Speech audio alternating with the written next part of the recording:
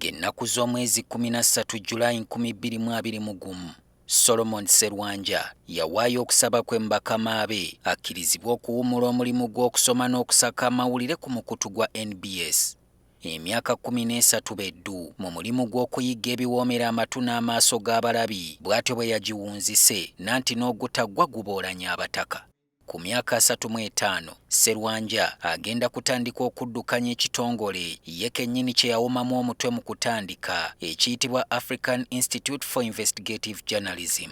Ebigendererwa mu kino kwe kuyambako okutumbula amawulire g'okunoonyereza kiyita Investigative Journalism. Yafeesize yazikuba bulindo mu kira olw'ekirooto kye ekyokulaba nga amawulire g'okunoonyereza mu Uganda gakira amalala gonna ku lukalu Africa kituukirira. Bwe kituuka mu byakungudde mawulire si musajja anyigirwa mu ddigobe kubanga mu myaka 13 asobodde okuwangula engule eziwerako mawulire omuli Comrade Duma Award eza BBC eziwerako okugattako ezigabibwa wano ku butaka mu Uganda ze sikyayinza kubala.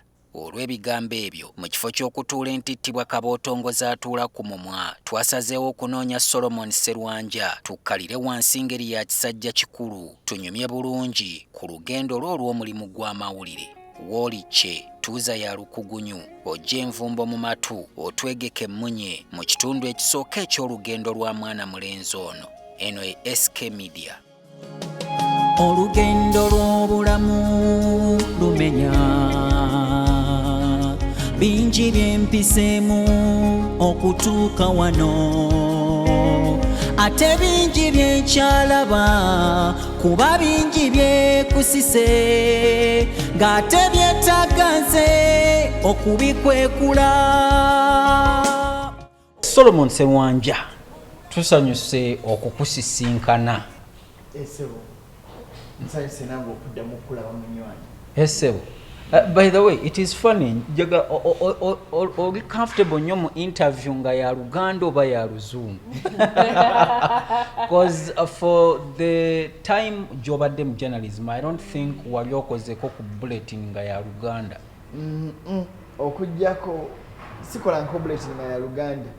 Naye I think waliwo emirundi ebiri gye mmanyi mu career yange ku TV we nakolera Oluganda. Ogwasooka nali nkyali ku NTV. Twali tugenza up country eyo ne Senkandwa. Julius Senkandwa. Omusajja n'abula ku last minute. Senkandwa. Julius Senkandwa yali. Oro district edition. District edition olo. Kweri naye nga tulina okukola akawungeezi link.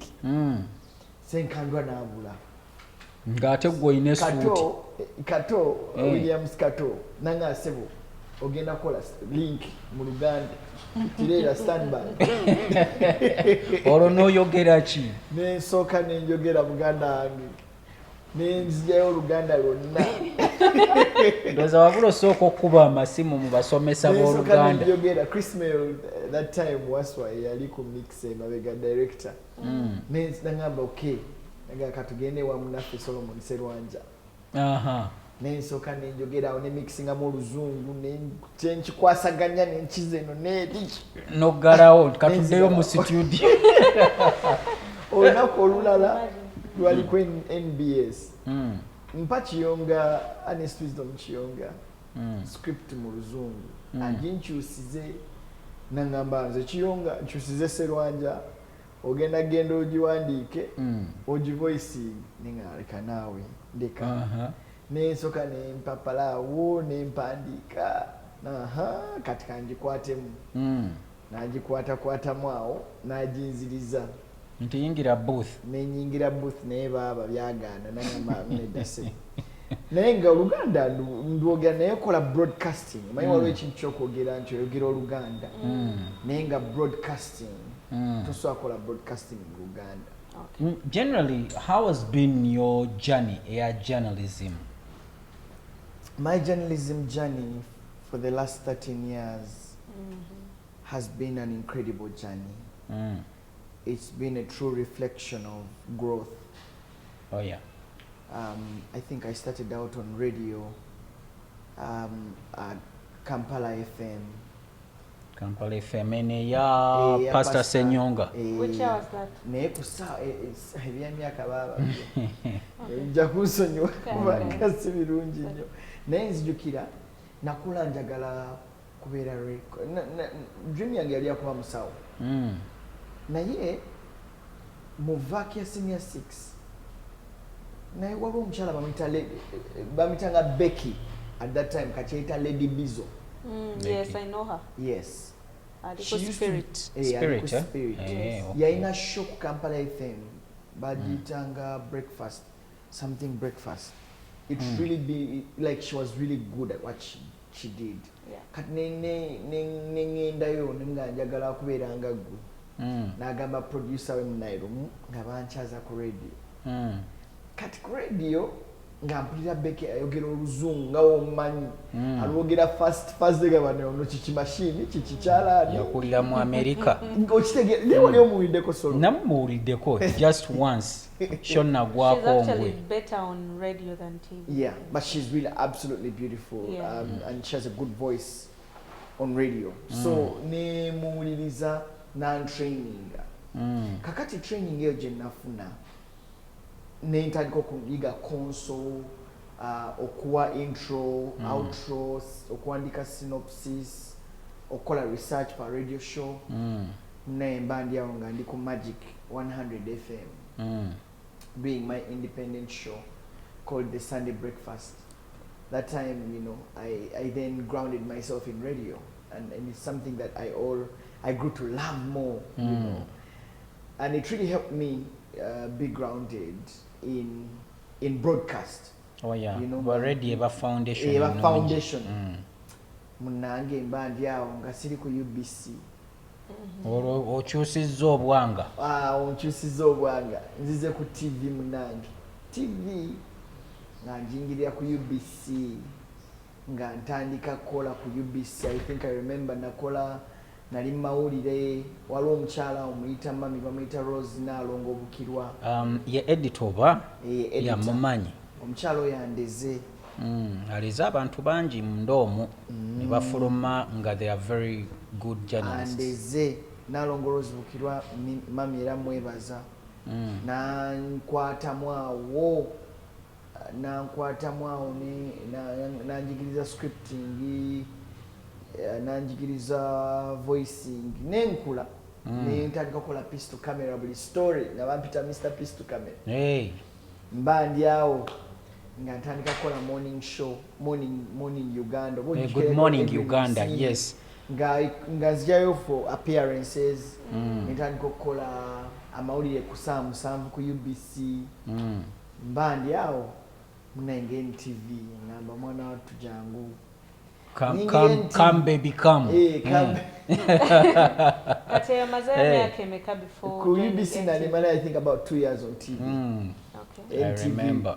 NTV ne mpita kakati nzija nsanga abanene ba Agnes na Ndutu ababadde mu kintu ba Jingo Francis ba Agnes na Ndutu nsanga ba Julius Senkandwa Emmanuel Mutayizibwa ba that time wali wachali no Musambaganya Bubeka Irene Namyalo generation yeah, I remember Irene Namyalo nsanga yo Maurice Ocho waliyo ba Greg Kadoda yes okitegera that time ngabo nabocha ba cream ninga nkoze ntyanze bannaye banonga okujja mu bano bocha ngotuka muzu ngogana that was 2013 I think it was 2013 yes kubawo nange nali nkyali ntani awo nga ffenna tukyali bafala ku site eyo nenyingira munayo nsangayo awo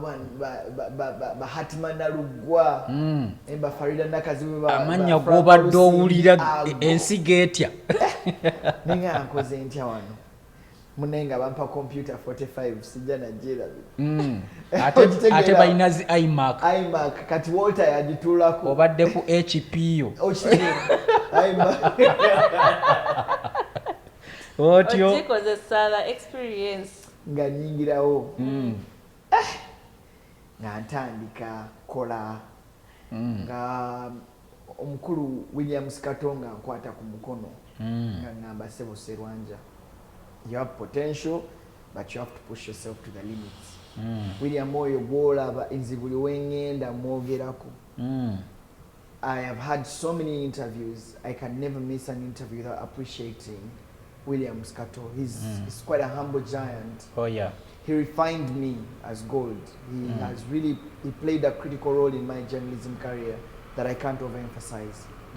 You know, like Omani William is pushy. Yeah. You know, he's pushy. Katwabera ngoli emotional. Oyizo butamtegeera. Oyizo kuchankala na. Actually, by the okusala ekirimi, I've seen people abamwogerako era still nga yagamba omusajja oyo lwe yamboggolera, I thought of resigning. Nga bapya. William we yantamirawo nanga Sserwanja bao genda fuluma. Musajja. Abadde ki? Na ya olo yarumba namyalawo. But at the end of the day, all of us who have gone through William's training have really been refined as gold. I think that he's the best producer I have worked with in my whole journalism career. He really refined me. He really taught me how to push myself to the limit. You know, he does it and doesn't care about your emotions, you know, as long as the story has to get but kyakulaba mukyayagala ofuuke. Exactly. So ajagamba manyi Sserwanja we sasira sijja kusasira nasoka nakuyuzamu awo bibiri nogamba nani naye end of the day wawola ba story yo kumpewo ajanaga bakuwe soda kubanga naawe olaba omulimu gwe bakuvumidde gwe bakupushingidde ate guvuddeyo munnange nankwatamu awo mbandi awo Ellen Wanjiru najja Elaine najja kakati one of the turning parts of my career, and I'll never forget, was the time when they were going to release results for, I think, P7 or I don't remember. I think it was, but it was the live broadcast which was supposed to happen at Statistics House. Statistics House. Yes. In that meeting, you remember, that was a very emotional story that maybe I should share it now that I am out of the journalism career. So I was told that I was going to do live, the live broadcast with Frank Walusimbi. One person in the newsroom, and I remember, but I forgave him, but I will not say his name, banged the table in the morning meeting. I'm like, no. Hey. Sserwanja will spoil the broadcast. Hey. Hey. An embarrassment. Oh, no. Tekisoboka. Broadcast. I think in a way, those are some of the people that we should front in appreciation, because I think Baba motivating mungeli emowenda. He belittled you. Go jimayo twatola ku 45 hours. Watudde buli omu akutunuddemu bw'ati. Nali kumpi ne Chris my brother William Kato Ellen yali atudde walinga wali wasenkandwa side yao mano ajja kupanikinga byonone byonna tuswalirawo otyo live anyway. Nesirika ninga mukama nkoze ntya kakati Ellen nampita nangamba olaba abantu we batyo njagala oba disapproving ekyo osobola so go look yourself in the mirror and make it happen. I'm giving you this broadcast. Jukira obalenze da obivaniza zikzakera ku machana wacha ngawe banye balenga cable ngenda ko zo live vite zinabakujja kamera ziringa mukaaga zigenda kutunulamu osegera ku machana nzija nenyambale suuti nenga lero luno bampadde Walusimbi simi obosege kakati mbandi awo Katonga nkwata ku mukono ngange nenga mumanyi Sserwanja, you're going to go there and make me proud. Go my like alinga musirikale jen nengenda muganda wange nengenda nga njogera obwamama wewezamu amaanyi bwogamba naye nasobola wewezamu amaanyi ndiamamba omanyi waliwo oyogera omuntu nga nawe kenyini olwo otuuse ku statistics house ntuuse bamayikinga ate bo bakulwamu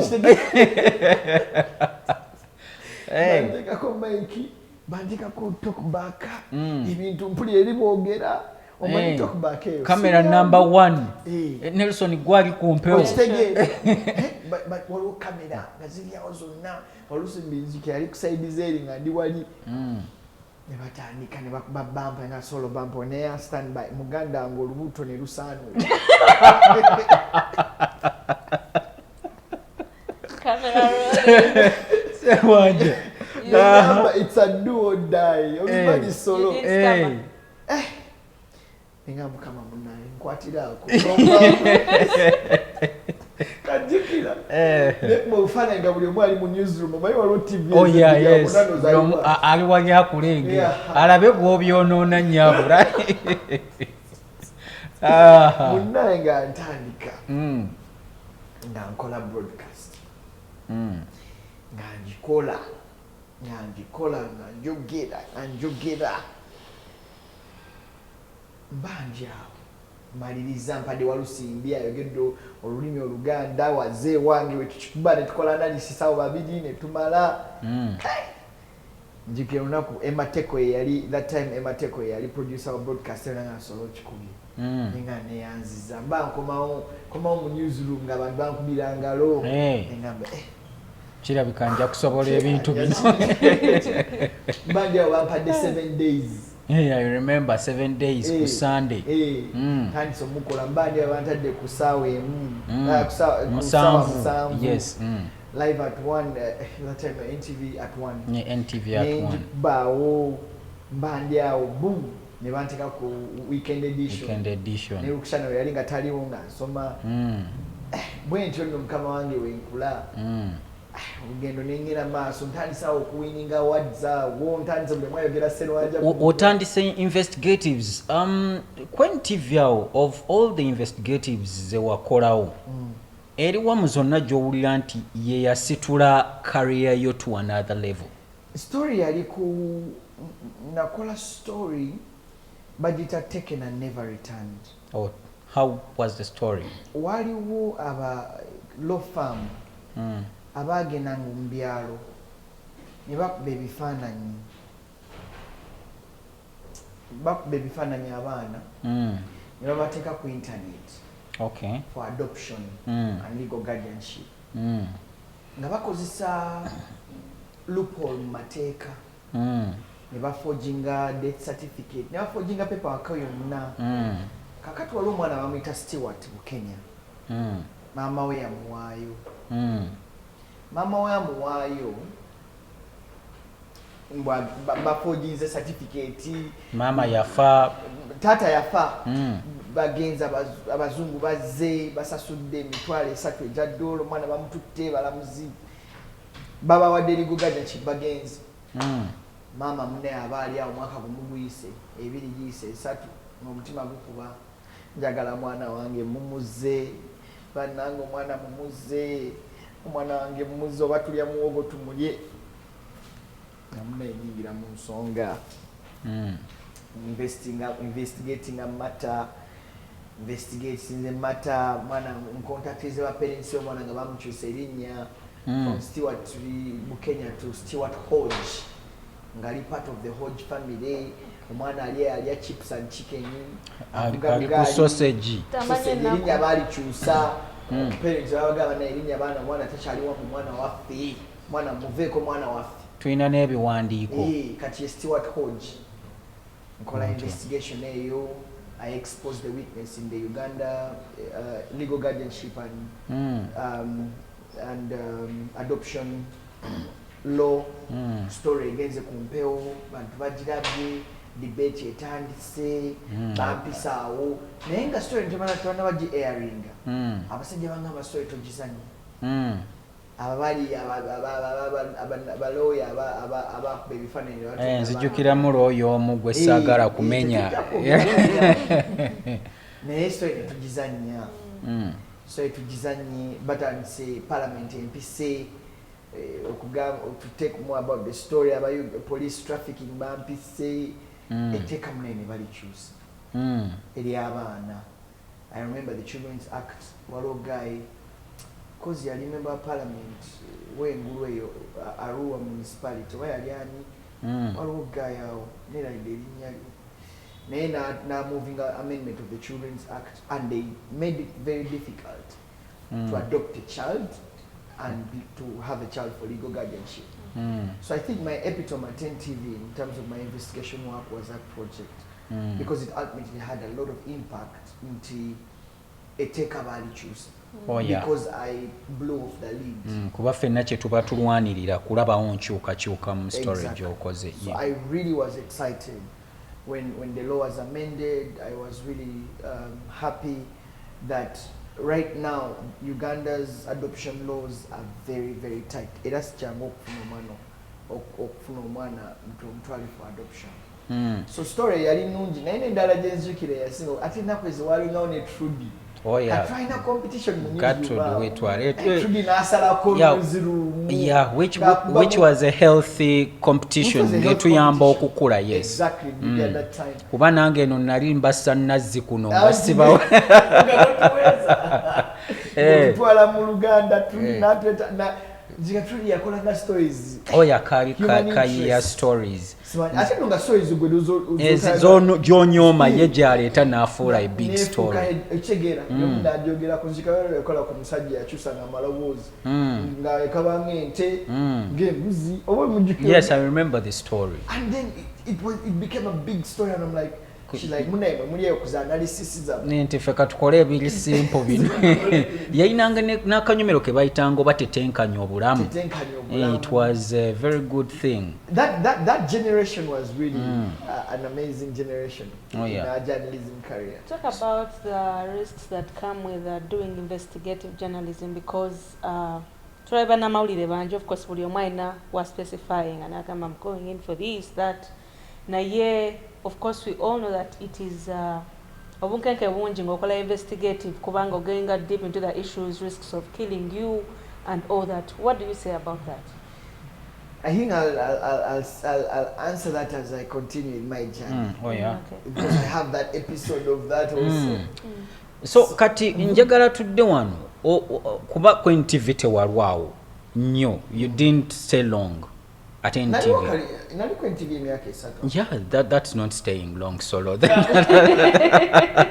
So what prompted you to now step out of NTV to competition? I think what happened that time was nali Katale.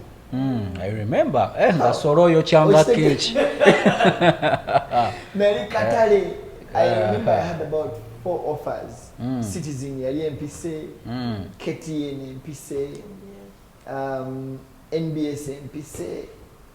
Kati that time waliyo agikonde. Ninga nemugamba mukama wange bampise nno naye banyongezeko kasaala. No, tukatulime Nairobi. Ebyogeremu awo. Bureaucracy oyo. Tulabe Nairobi esalawo ningamba munaye. Contract zizi. Nega tosobola kuba wano ku NTV ekoze. Yes, enkoze naye banyongereyo just kasaala. Motivation. Nebuuzabuuzaako awo ningamanyi. Omugezi anoonya awali ssente. Kagende. Nesayininga deal awo ne KTN. Kati KTN yali esayinize deal ne NBS. Ne NBS negamba wadde olina KTN yo. Naffe otukolerayo. Tukole. Muganda nesayininga contracts 2. Awo nentandika okukolera KTN ne NBS. Ntandika okukola netugenda netandika amawulire awo netugajja kusawa wetwagenda kava ku sawa 2 ne mugasitula paka ag'oluzungu bali bagakola sawa emu, ag'oluzungu ganga kwemu then ag'oluganda 2. Yes. Okay, yeah. Nembagamba no amawulire mugateeke ku 3 ag'oluzungu, ag'oluganda mugateeke kwemu. Naye ne bampuliriza decision ne bagiteekinga ne bagakyusa ne bagakati amanye tugayise batya amanya ne baproposinga omukulu King Kaweesa era naye mwebaza yampuliriza nnyo he treated me with respect. Oh yeah. And I really appreciate him. Nga buli kiwangamba solo tukoze tutya nange ngamba bulletin tugiyite live at 9 era bulletin ne bagituuma live at 9 so one of my legacies that I leave at NBS It's a milestone. is a bulletin that was shifted from 7 to 9 and also baptized by live at 9 by me. So I felt like I had a special attachment to it. Nzija ku NBS awo tugulawo investigation desk ne bagodi abo njijjukiraawo muleesa amaanyi tuleesa amaanyi investigation mukwemu mukoze bakifeesa awo tukoze kifeesa awo tukoze Dark World of Drugs tukoze okoze ebyokuba amafuta eyo tukoze ababba amafuta tupadde ku fire okoze n'aba washing bengeri gye banyunyunta amafuta awo. I remember those stories. gaye bamuyitanga kanaabe ye ng'agiyita kama motoka mwana watu tutandise kukola investigations tutandise kusoma amawulire awo career ate neddamu. I think kyanyamba nnyo okugenda ku NBS also because then nkiyite kya neeyubula waliwo ekintu wova awantu nodda awalala weeyubula ng'oluusi n'ebikusuubirwamu bingi ate nga naawe obyerabamu. Exactly.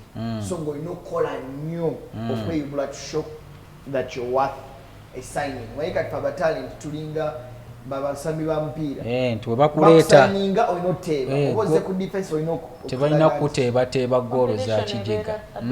Exactly.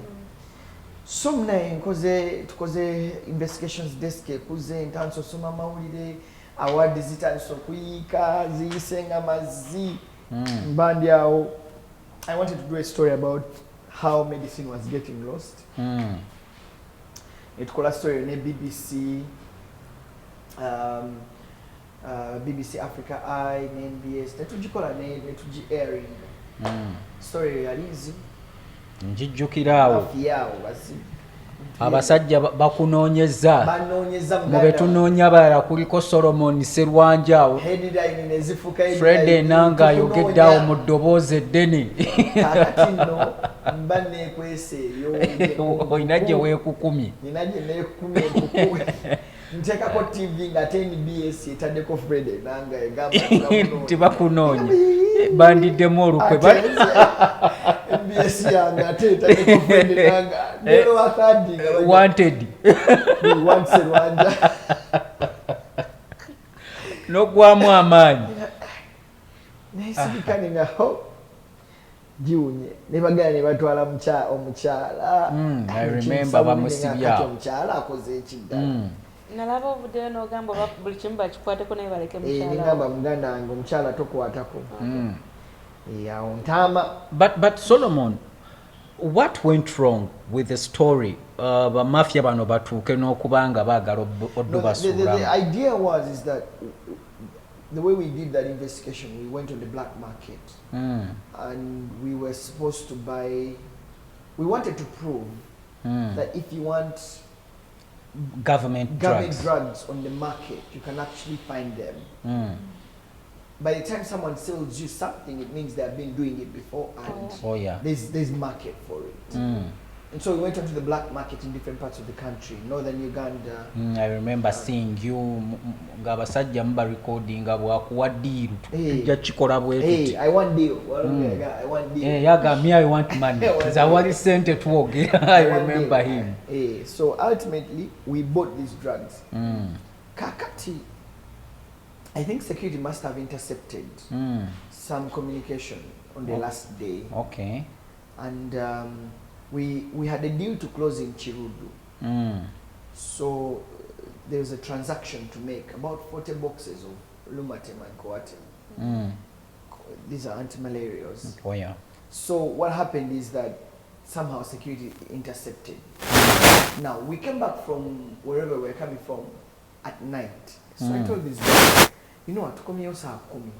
Ebintu amadagala getuguze mugalete, I'll keep it home. Then encha utumala okola transaction eddako byonna byonna tubitwale ku office. State House Health Monitoring Unit to be where you want Dagala Syria. We just wanted to use it for investigation. To divide together and investigation. Bibino bye twazuddeyo. Security intercepting abagodi. Babakwata ne kasi. Amasimu gavuddeko. Ffe twali ku base. Babakwata babateeke babagamba leero muwedde. Bukya mutulinnyirira. Simanyi oba leero muwedde tugenda batwala.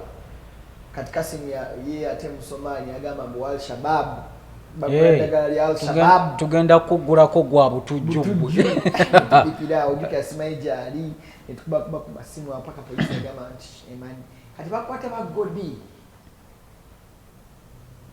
bamunyiga twali eddagala eddala lye mwaguze gye liri godi bamunyiga nga godi aleeta abasajja wange abasajja bajja basangayo eddagala basaakinga balijjayo tibaba n'ababba eddagala lya gavumenti tubafunye baba no bukya beekweka possession of government stores gwe musango mukama wange gwe banzigula omukyala bamubuuza Sserwanja aliwa nti simanyi gyali nti tukutwala nti ate nze nze Sserwanja banne mutwala mukyala nawe tunakutwala naye ajja kugoberera omukyala nga bamutwala gyendi angamba munange bantwala nga munaye bakutwala ekufunaawo sirina bwenvaayo mangu oh yeah true because you see you have the Godi Kasim the driver everyone taken kati nange baba bakuntwala kyenabala nti if they would have taken me no one would have told our story the next day government would align us in court nga babaziba mimwa temukkirizibwa kwogera kitalya era prosecution yandigambye nti twasanze n'eddagala evidence yino nti twaligiddeyo na ku kamera temwabaddewo investigation yammwe this is it owakitegeera oh yeah so kati I said I'll have to tell the story first I hand neweeyo yes story nganditeringa tibanaye twali tukola investigation ABCDEFG investigation twali tugikola twabisanisanisape so we led the narrative oh yeah before police came out awo nawulire nanga agamba nti wembanga mukola investigatives mubabuulireko awo eba ekyali investigative bo bennyini ezaabwe zibalema ate ffe tubabuulire ezaffe munange nga bamutwala ngamba naye nzuuno nakulabaawo ng'ogenza okwewaayo amakamera gaziryawo zonna abandange tisola azuuse avuddeyo mu mpuku bali live zaawo ku poliisi buli omu bannamawulire bali awo nenga naye nga ngendayo ng'omusango baŋŋamba omukyala katumutte kasitozi omukyala nga bamuta era njagala nti omukyala oyo akubeereddewo yakuyiirawo omugongo myaka 14 empeta seboyimbo taata n'omukolo ngujjukira bulungi sirina kye nali neerabidde esebo nga omukyala bamuta nga nange nvaayo ultimately omusango paka kati ngezaako okufulenga budawo abagugala naye bagamba oliyo free mugira mutambula kati balina we bakulindira ojjukire bwe twakukwata omanye ebya gavumenti bwe bityo kati lubanga lugaba luterese wali mu nsonda tibwosobyanga ajjayo gundi ng'okkakkana I understand. So, embeera eyo bw'ogiyitamu, like, how did it treat you psychologically? And did you feel like you had failed yourself as an investigative journalist? I think that we were on the right move. I think that we had done the investigation, just waiting for a couple of things to add on to the investigation, and then we could go out and publish the investigation. I remember it was quite a very, very tricky time. But ultimately, the story came out, and I mean, we saw all the impact that it had. The people involved were arrested. You know, government, there's some development partners that have now funded government to follow the medicine to the last use. I think the NMS national medical stores has been empowered. Yeah. They are amending the National Medical Stores Act to incorporate national medical stores to have the right to follow the medicine. Lots of things happened. The president came out very strongly about the people, medical officers who are stealing drugs at different fora. So we had a national discussion around drugs, you know, stealing drugs and stealing from the sick. And for me, that's impactful journalism. So I really felt like we scored because, I mean, investigative journalism should be about impact. What impact do we leave on the society? Yes, please. And so for me, I was really, really excited that, yes, the story came along with the arrests and all this turmoil, but ultimately the issue of stealing medicine was exposed and the government is now more open and they are more alert to some of these cartels. Oh yeah. So I think that, in my view, the future is investigative journalism. Awo wetuddirayo ku kibuuzo kya Joan, the risks that we go through to deliver such stories. I'll tell you this, investigative journalism is not for the faint-hearted. I think it's for people who are really ready. Before we get to that, waliwo ekibuuzo kyenjagala letter in between. Like, we know that here in Uganda, I don't know about other countries, our country is not so open to the investigative thing. Nti panic eba y'amaanyi singa story bwetyo eyabika. What do you think about how we should handle it and accepting the truth that, okay, this is it, yes, it's booming, but this is the truth? So sometimes there are stories that not only me, but other investigative journalists have done. And sometimes I sit and look back and I'm thinking, is this country really ready for the truth? That's a big question. You know? Yes, there may be the quest of investigative journalists to tell the truth, but are we ready for the truth? So we've seen, you know, people criticizing investigative journalists. Bayingirira ebitabakwatako okitegeera bayingirira ebitabakwatako ye kiki naye ng'ate ffe omulimu ogwaffe gwegwo anti kyekyo kubanga kakati we tuvayo ne tutogera mazima, then we've lost our relevance as the watchdog. Kubanga ate mawanga agakuze solo waliwo omunnamawulire eyakafa recently mwerabidde erinnya naye in his country yayambako police okusolving emisango egy'amaanyi egisoba mu 6 through his investigative journalism. Wow. More than 60 cases. Yafa yabadde 78 years. Wow. Naye nga y'omulaba omulimu gw'abadde ku ekyo naye nga poliisi nayo etunuulira story ye nebeera nga gyegoberera. Ojjukira omusango gwa Yasser Arafat after the Al Jazeera documentary. Nga mu court they are referring to Al Jazeera. According to Al Jazeera, nga kiri factual.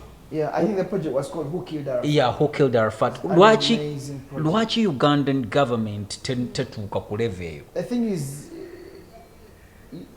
and again it goes back, are we ready for the truth? Oh yeah. I think as a country we need to really have very serious reflection on whether this country is ready for the truth. Because the truth comes along with its consequences. Sometimes it scratches healing wounds and we bleed again. But if it's on that foundation that healing should start, then I think that we need to embrace the truth or even get ready for the truth.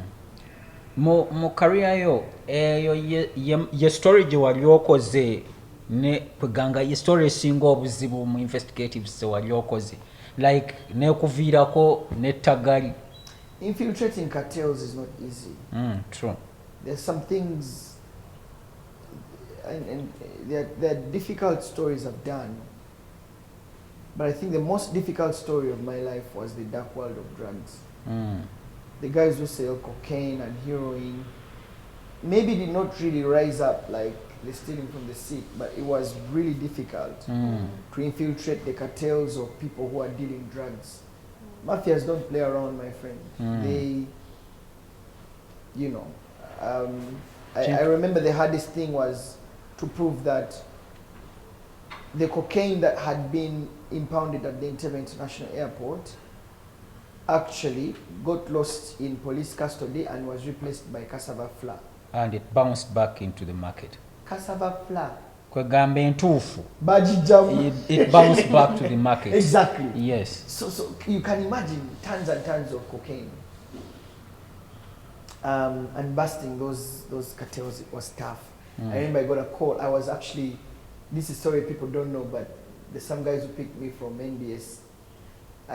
Just told me, you enter the Primo car, and I got into the car, and there were guns and bullets. Oh my God. And they just told me, man, we're just asking you to tell what else do you know about this story. I told them, honestly, the thing is, if I knew anything, I would have included it in the story. That's all I knew in the story.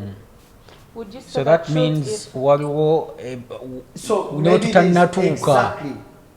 So Okay. there are people they call drug lords. Bad guys, man. They don't play. They don't games. wanna know.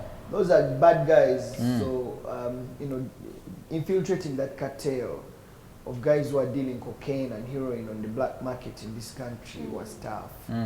And I remember the next day after busting that deal, I got calls from people who were volunteering more evidence of who is behind the cocaine and heroin business in this country. And I told them, nah. Tukoma. Naye ate I ekyewuunyisa made my contribution. ekyewuunyisa ababeera mu bintu ebyo be bantu ate be wandigambye nti ono twandibadde tumuwa ekitiibwa to the utmost.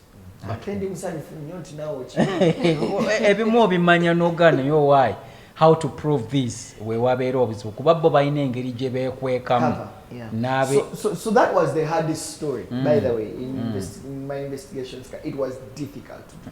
The scene from the sick, yes, but I had the support team that was supporting me in this investigation. Yeah.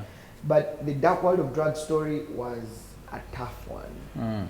But like to go back to what John was saying, investigative journalism is risky. Oh yeah. I'll tell you this: investigative journalism is not for the faint-hearted.